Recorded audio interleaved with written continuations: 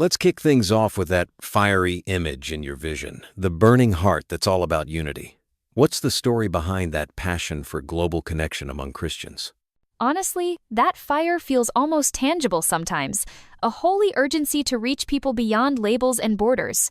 It's not just a feeling, it's a conviction that the Holy Spirit is driving us to bring believers together, even across deep divides. I love that the flame isn't about burning things down, but really about forging something strong, like melting boundaries, rather than destroying them. It sounds big, but you're saying it all starts in tiny, hidden places? Exactly, and that's what's amazing. While the vision is grand, it's these small, almost secret gatherings, living rooms, encrypted chats, even anonymous meetups, where real unity is built. That's where the heart of the anchor and the flame takes root. That actually reminds me of early church stories, people meeting in houses, sometimes in secret, but forming these unbreakable bonds. So let's talk about where this all begins physically. Funny you bring up locations, because Whittier, California is where our headquarters are firmly anchored.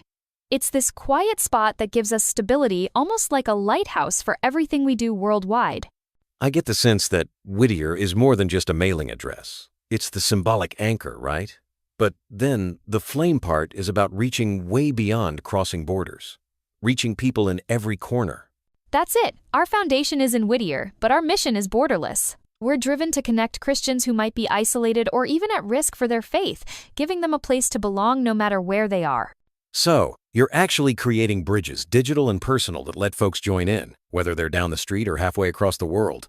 Let's dig into how you actually support this far-reaching network. Right now, building and maintaining those bridges comes down to 4 big pillars: community, resources, support, and events. Every piece is about meeting people exactly where they are, whether that's in person or deep in a digital thread.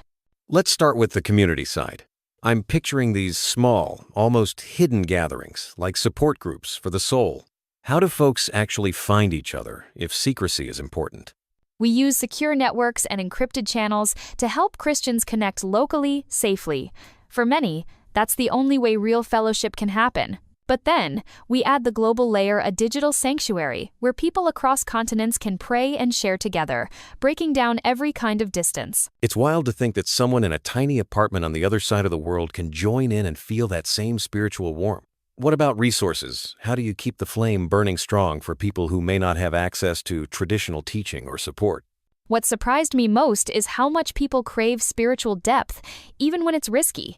So, we curate everything from encrypted audio sermons to in-depth Bible studies, all focused on unity and real-life discipleship. It's meant to be practical and safe for anyone, anywhere. That's huge, having guides and support that don't just sit on a shelf but are actually useful in tough situations. And then there's support. I hear you have mentorship and prayer teams that work almost like a lifeline? Absolutely. Our mentorship programs pair seasoned believers with those facing tough challenges, while prayer teams are on standby around the clock. And for members in crisis, we offer confidential aid, sometimes just someone to talk to, sometimes real help in emergencies. That level of care is rare. And you also run events, right? I'm curious what kind of gatherings actually spark spiritual growth in such a scattered network. Our events are where everything comes alive.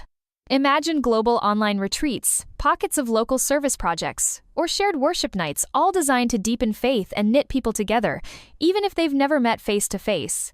I've always felt there's something powerful about shared experiences, how a digital retreat or even a group chat can make total strangers feel like family. Do you see that happening across your network? Honestly, yes. The anchor and the flame has turned into this global family. People rally together, lift each other up, and find courage to keep going. It's not about numbers or big buildings. It's about hearts bound by faith. That sense of belonging sounds life-changing. Speaking of lives changed, I'd love to hear some real stories from folks who've been impacted by this movement. Last week, we got a message from Benjamin, who said joining changed his entire spiritual life. He finally understood what true Christian community means. Emma told us she found belonging and direction for the first time, while Oliver shared how our resources lit his path during a dark time. Those stories put everything in perspective. It's one thing to talk about unity, but it's another to hear how people's lives and even their faith are being rebuilt. For listeners who feel alone in their journey, what would you say to invite them in? If you're longing for real connection, a place where you can bring your whole self, doubts, hopes, and all, this is your sanctuary. We're here to be both the anchor you can trust and the flame that ignites your faith. Come as you are, you're already family. That's such a warm welcome. Whether you're searching for support, deep conversation, or simply a network that understands your journey, the Anchor and the Flame feels like a genuine home for believers everywhere.